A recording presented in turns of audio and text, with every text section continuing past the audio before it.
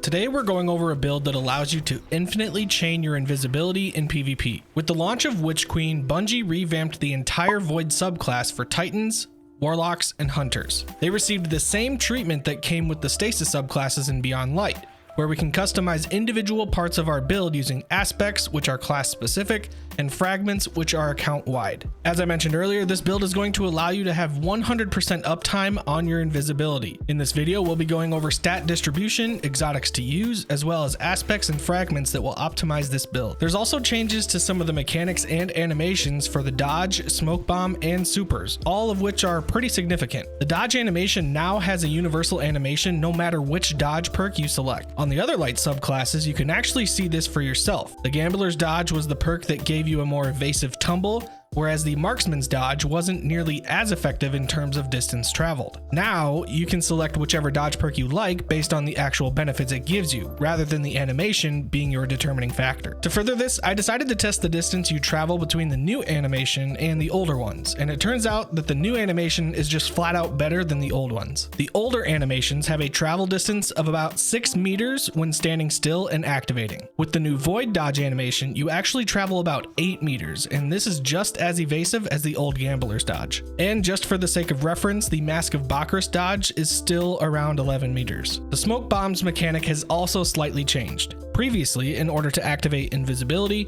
you had to select the tree that allowed for your smoke bomb to make you go invisible. Now, it's tied to the hunter specific aspect, Trapper's Ambush. This aspect essentially allows you to use the same animation as Shatter Dive, but instead of it being a completely separate ability, it is now tied to your melee charge, which means you can only use it if you have a melee charge. When you use the dive animation, it makes any nearby allies invisible and any nearby enemies weakened, which means they take more damage, have slower movement, and actually have an accuracy penalty. But more on that a little bit later. In order for your smoke bomb to activate invisibility, you need Trapper's Ambush equipped. Now, in terms of the activation itself, it is slightly different than it previously was. As I mentioned earlier, before this update, you had to run through the smoke bomb in order to activate the Invis. Now, whenever you throw the smoke bomb and it hits a surface, an aura will activate that makes both you and allies invisible. The aura itself is about 10 meters in diameter, and just kind of think of it as like a mini dusk field grenade shape. That way, you've not only got lateral coverage, but also vertical coverage if you're hopping around. The only big difference is that even though you've been granted invisibility,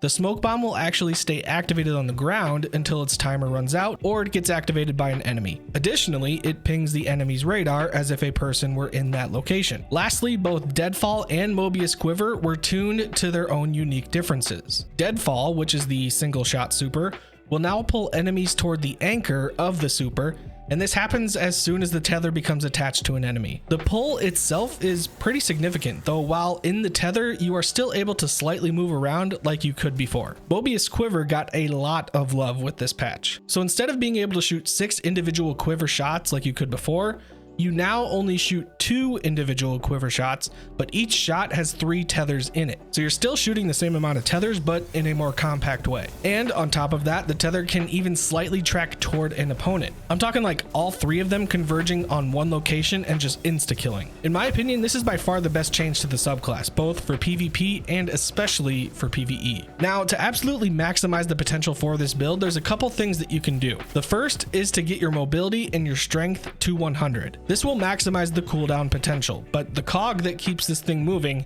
is the exotic helmet Graviton Forfeit, which gives an increased duration to invisibility effects, and it also increases your melee recharge, gives you faster reload speeds, and increases recovery while you are invisible. At base, invisibility lasts for 5 seconds. With Graviton equipped, you get an additional 2 seconds for a total of 7 seconds. But the crucial part of this exotic is the increased melee recharge while you are invisible. As far as which dodge to use, it's kind of up to you and what you think you benefit from more. Like if you know you're going to be in people's faces a bunch, then maybe go for Gamblers to get that full melee recharge back when you dodge near an enemy. Or if you play a little more passive with longer ranged weapons, maybe go for Marksmans for that reload. But what I will say is that if you're running 100 mobility and strength, it doesn't really matter which one you're going to choose. I'll be going over the absolute absolute minimum tiers needed later on. For the grenade, again, this is more personal preference, but one thing to note is that now you have 6 options to choose from instead of 3. If you don't see the 6 options, that means you need to go visit Ikora in the tower and visit the grenade menu in her character screen. There you can buy the remaining grenades that you don't have for 3,000 glimmer each. My personal preference is void spike grenades because I think they are severely underrated in PvP, and they actually got a little bit of a buff as well. Not directly to their damage or anything, but their base cooldown was reduced from 105 seconds to 91 seconds. If you tried out the build from my trip mine video I did recently, then you'd probably enjoy using void spikes because they're just as lethal as those trip mines are. The 2 aspects we're going to be using are Trapper's Ambush, which we talked about before, and Vanishing Step, which makes you go invisible every time you dodge. So now we've got 2 different ways that we can make ourselves invisible, and both are tied to stats that we have maxed out at 100. The fragments are where things get even more interesting. Since we've selected our 2 aspects, we now are able to work with 3 different fragments.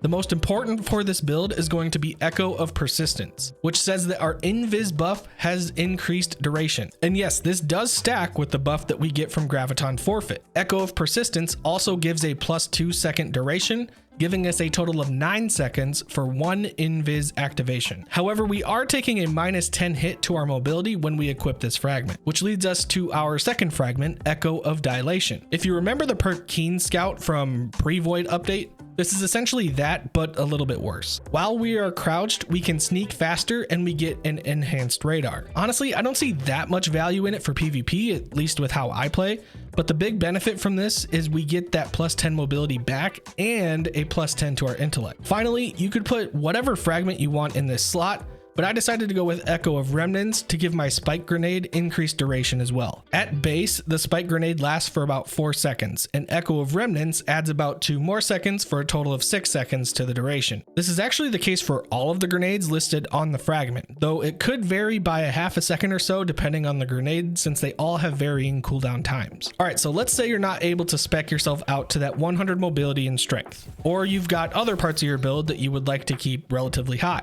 What's the minimum number of stats you need to maintain this infinite loop? Don't worry, I got you. Keep in mind, this is all still assuming you're using Graviton Forfeit with double utility kickstart mods. The reason for utility kickstart and not outreach is because our melee recharges just fine thanks to Graviton. It's our dodge that needs to be able to keep up with it. If you decide to go with Gambler's Dodge, which is the longer cooldown, you need 90 mobility but only 30 strength. If you decide to go with Marksman's Dodge, which is the faster cooldown dodge timer, you only need 70 mobility and 30 strength. Again, these are the absolute minimum stats you need in order to keep that infinite invis loop going in PvP. Anything that you can do that's better than this is just going to make it that much easier to loop when you're actively trying to engage with people in the Crucible. Even though Void subclasses got a nice facelift, there are still some really solid builds for other subclasses as well. I've got a video for Gunslinger and Stasis builds if you're looking for something different to play. Thanks for watching, and as always, we'll see ya.